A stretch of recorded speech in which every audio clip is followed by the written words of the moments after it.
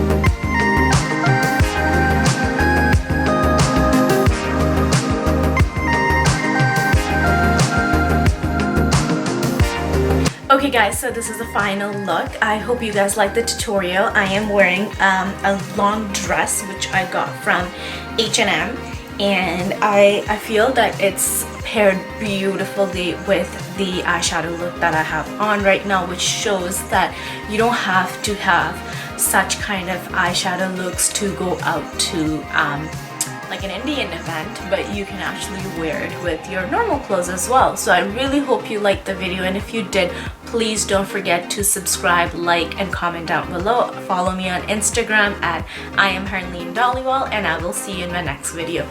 Bye!